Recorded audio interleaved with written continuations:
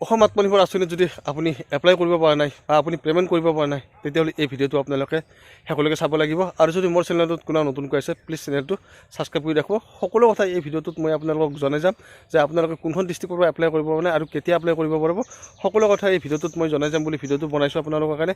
গতিকে আপোনালোকে ধৈৰ্য ধৰি ভিডিঅ'টো শেষলৈকে চাব। ভিডিঅ'টো 3 মিনিটো নহয়, তাৰ আগতে মই ভিডিঅ'টো শেষ কৰিম। গতিকে এই 3 মিনিট আপোনালোকে ধৈৰ্য সহকাৰে ভিডিঅ'টো চাব বুলি আশা কৰোঁ। আৰু যদি আপোনাৰ ধৈৰ্য সহকাৰে এই ভিডিঅ'টো শেষলৈকে নাচায় তেতিয়াহ'লে আপোনালোকে হয়তো একো বুজি নাপাব। গতিকে ভিডিঅ'টো স্কিপ নকৰাকৈ চোৱাৰ কাৰণে চেষ্টা কৰিব আৰু ভিডিঅ'টো পাৰিলে শ্বেয়াৰ কৰি দিব। যিখিনি যুৱক যুৱতী এতিয়ালৈকে পে'মেণ্ট কৰিব পৰা নাই বা যিখিনি যুৱক যুৱতী এতিয়ালৈকে এপ্লাই কৰিব নাই সেইখিনি ওচৰলৈকে যাতে এই ভিডিঅ'টো যায়।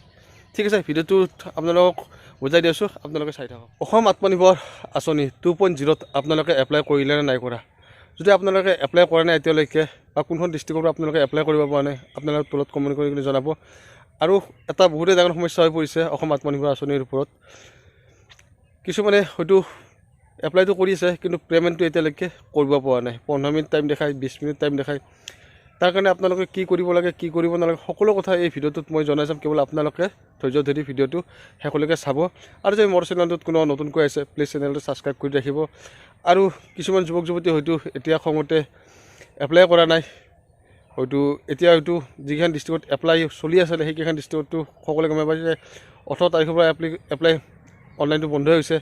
আৰু কিছুমানে অনলাইন এপ্লাইটো কৰিছে ঠিকে, কিন্তু পে'মেণ্টটো কৰিব নোৱাৰিলে। তাৰ কাৰণে কি হ'ব মই আপোনালোকক কৈ আছোঁ, আপোনালোকে ভিডিঅ'টো চাই থাকক শেষলৈকে।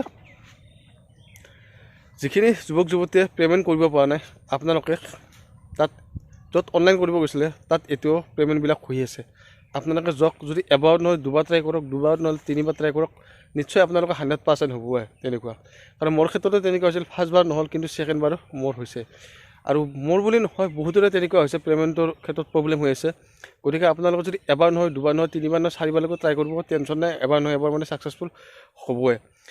আৰু এতিয়ালৈকে কোনকেইখন ডিষ্ট্ৰিক্টত এপ্লাই হোৱা নাই মই আগৰ ভিডিঅ'টোত কৈছিলোঁ, কিন্তু 23 তাৰিখৰ পৰা সেইকেইখন ডিষ্ট্ৰিক্টত মানে এপ্লাই হ'ব লাগে, চান্স এটা আছে মানে। আৰু নগাঁও, বিশ্বনাথ, বঙাইগাঁও, চিৰাং আৰু কাছাৰ এইকেইখন ডিষ্ট্ৰিক্টত হোৱা নাছিলে, কিন্তু হোৱা চান্স আছে 23 তাৰিখৰ পৰা।